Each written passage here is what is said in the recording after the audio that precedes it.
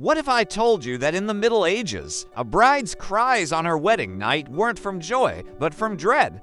That dozens of onlookers crowded into the chamber, not to cheer, but to observe, touch, and confirm every private act.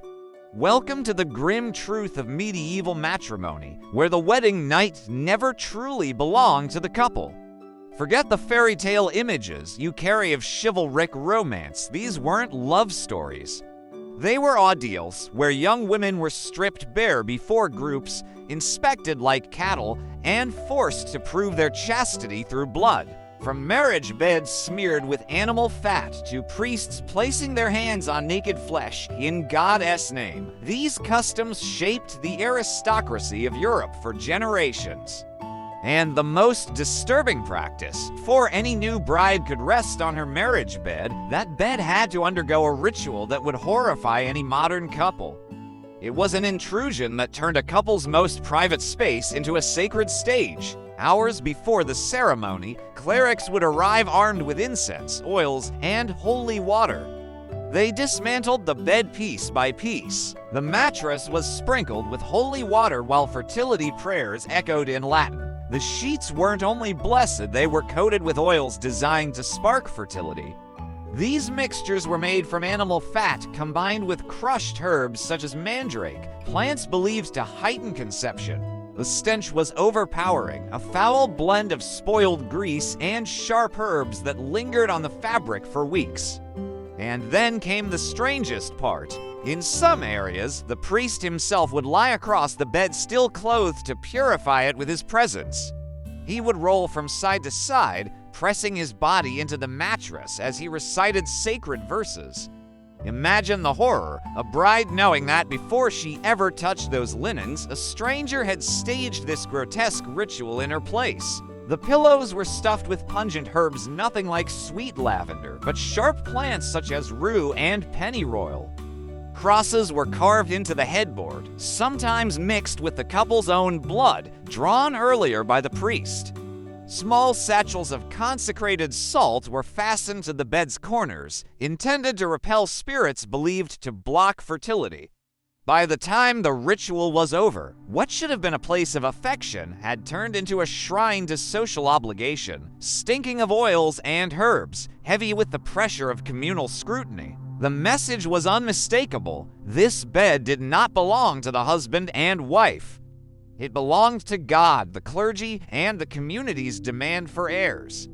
And if you think the blessed bed was unsettling, the bedding ceremony that followed was even more shocking. This wasn't merely observed. It was staged like a spectacle where the bride and groom were forced into the roles of unwilling actors, their most private moment transformed into a grotesque performance for an eager audience. As night fell, the bride was led to her chamber in a long procession of nobles, officials, and guests, sometimes dozens of them holding candles and singing crude songs. The march wound slowly through the castle corridors, allowing anyone nearby to join in. Even stable boys and servants crowded the passageways just to steal a look. Inside the chamber, her attendants began the ritual of undressing her while everyone looked on and shouted encouragement.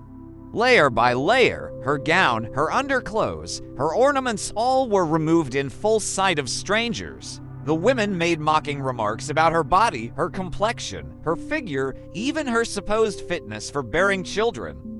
The young bride, stripped bare, stood trembling under the weight of dozens of staring eyes. The groom endured his own humiliation. Surrounded by male guests, he was jeered at while they stripped away his clothing. They scrutinized him as well, commenting on his muscles, his build, his potential to sire heirs. This was not festivity, it was degradation paraded as custom.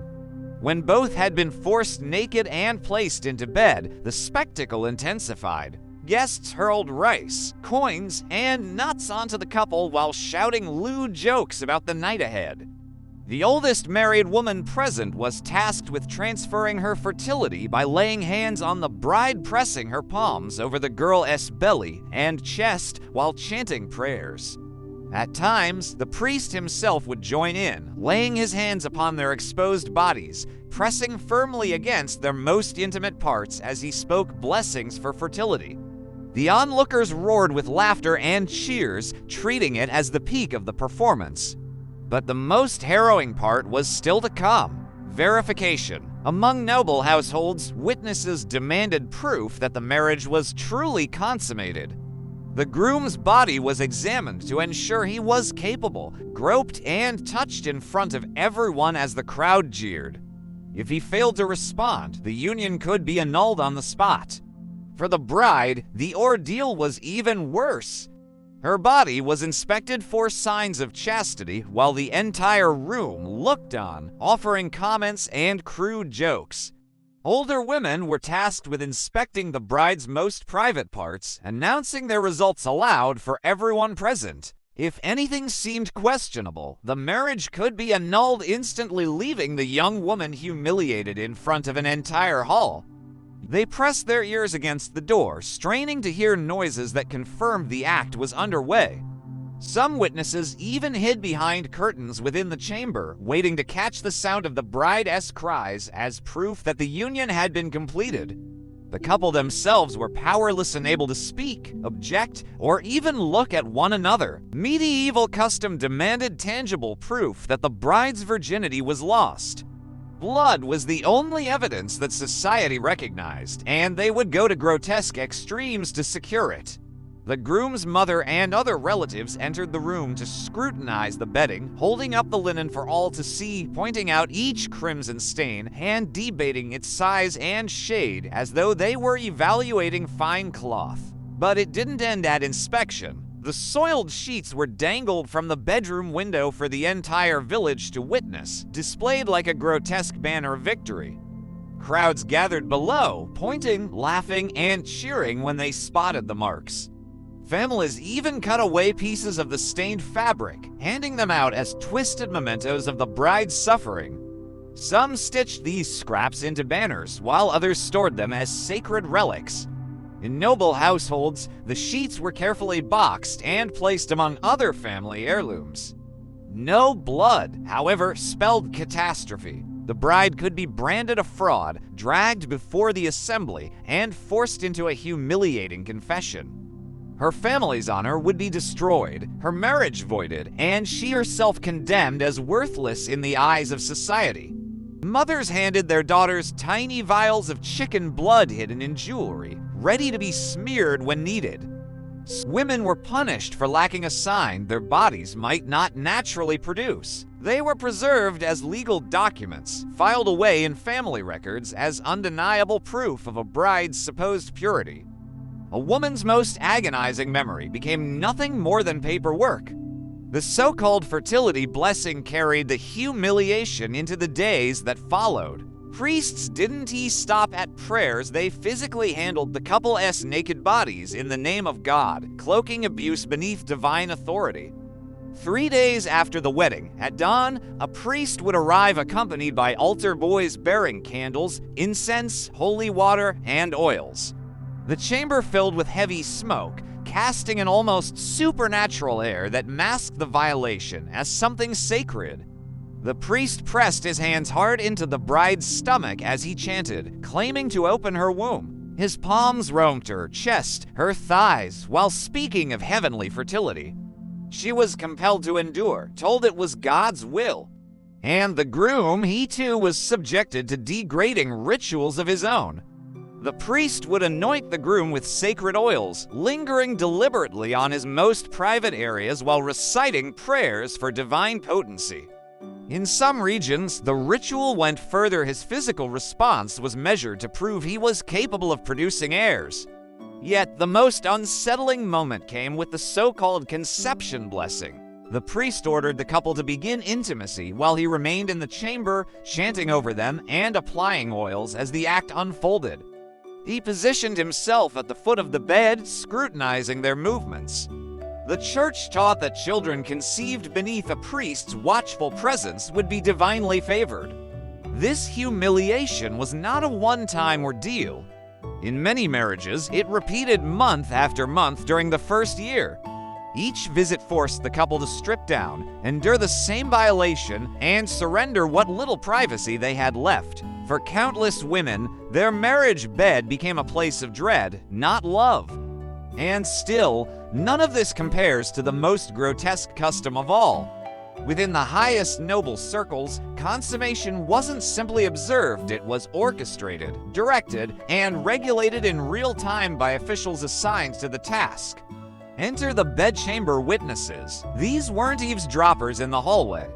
They were courtiers stationed inside the room during the act itself, surrounding the couple as though it were a stage. The master of the bedchamber presided in ceremonial robes at the foot of the bed, while female attendants restrained the bride to ensure she couldn't resist. Male guards stood nearby in case the groom faltered or attempted to leave. If the groom failed to perform under the crushing pressure, the witnesses intervened, offering words of encouragement, positioning the couple's bodies, even providing manual assistance to force completion. They instructed the pair step by step, as if teaching a mechanical procedure. When natural consummation still failed, the witnesses escalated, physically manipulating the bride and groom, compelling the act while scribes documented every moment. Brides who resisted were pinned down by female attendants, while male witnesses ensured the husband fulfilled his role. This was not matrimony, it was state-sanctioned violation, endorsed by the most powerful institutions of the age. Clerks recorded how long it lasted, the bride's expressions, any cries of pain, the presence of blood, and a formal confirmation of penetration. These records were archived like treaties or tax ledgers, preserved as legal instruments in royal vaults. Witnesses could later be summoned to swear under oath about what they had seen, recounting in excruciating detail the most private trauma of a young woman's life.